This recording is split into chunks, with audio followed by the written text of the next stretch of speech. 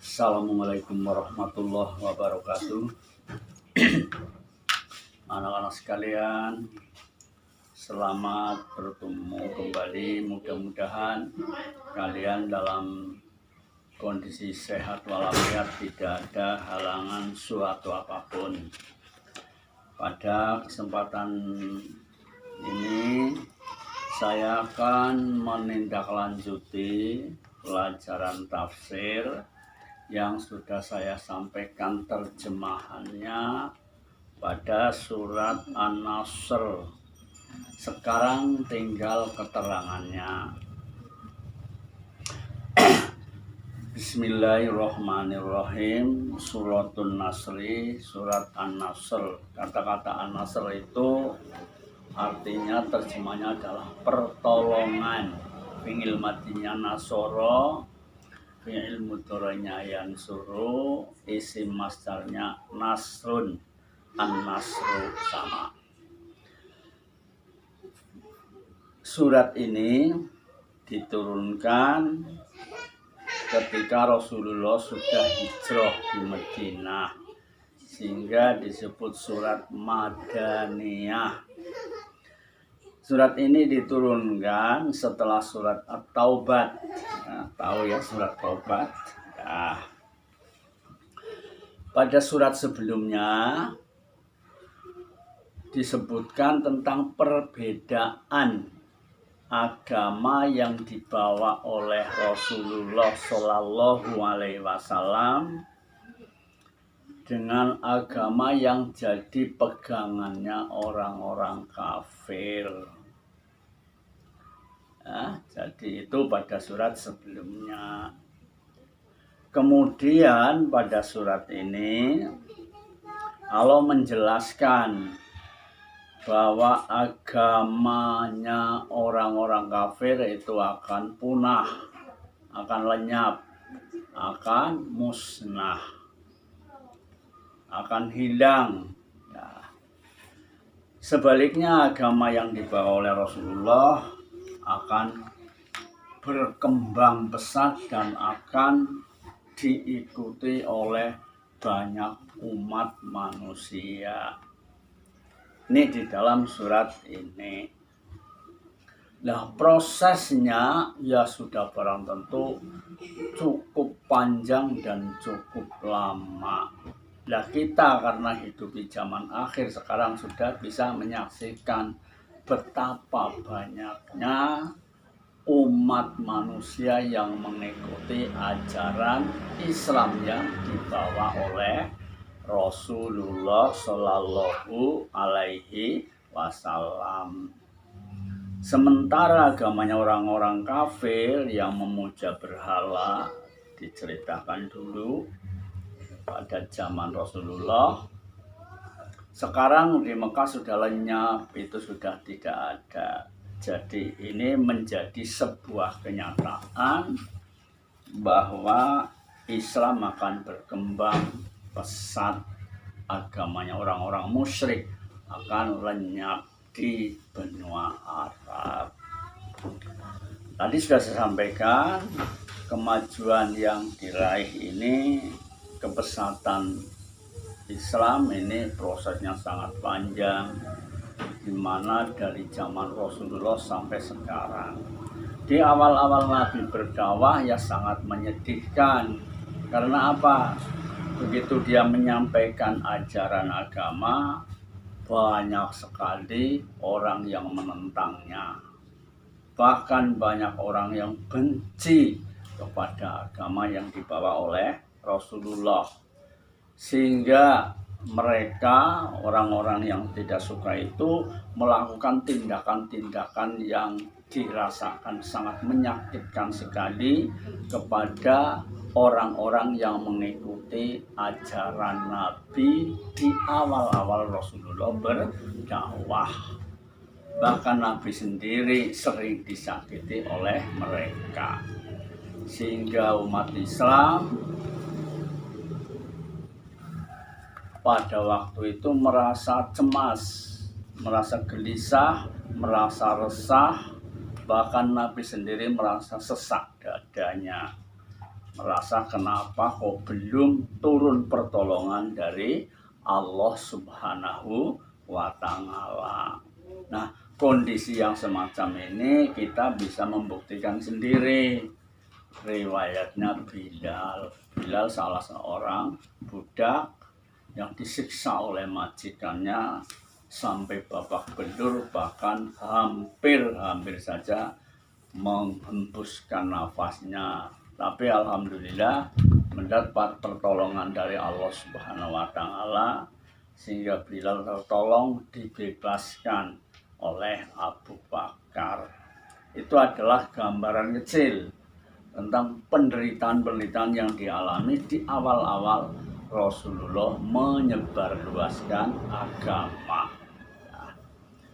Nah, di sini di dalam surat ini, surat ini diturunkan pada tahun 8 Hijriah, jadi jauh sesudah beliau itu berada di Mekah. Ya, jadi di Mekah saja sudah 13 tahun, kemudian ini baru 8 Hijriah turun.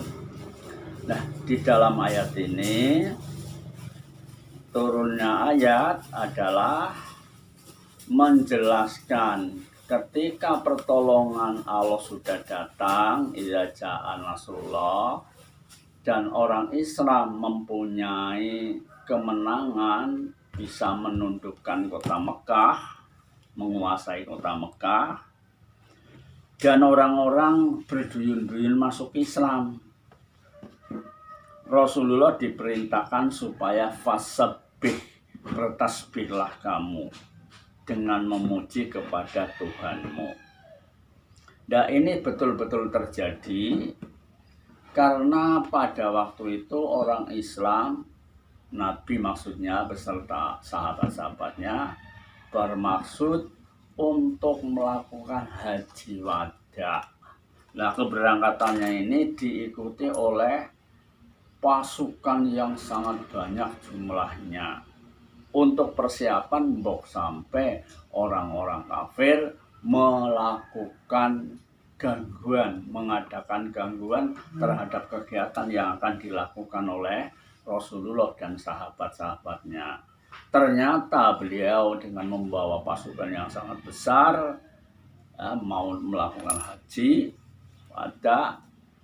Orang-orang kafir itu merasa ketakutan, jadi sudah panik, merasa bahwa kekuatannya sudah jauh di bawah kekuatan orang Islam, sehingga mereka itu melindungkan diri di suatu tempat yang memang tempat itu sudah diinformasikan oleh Nabi. Begitu Nabi datang ke Mekah, dia sudah mengumumkan dua hal. Satu, barang siapa yang berlindung atau masuk ke dalam Ka'bah, masuk ke dalam Masjidil Haram, dijamin keamanannya.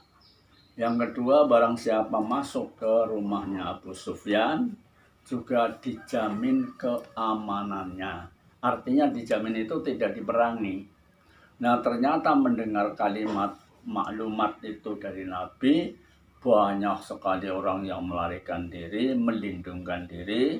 Satu, ke Masjidil Haram, ke Ka'bah. Dua, ke rumahnya Abu Sufyan. Sementara Abu Sufyan sendiri waktu itu masih kafir, belum Islam.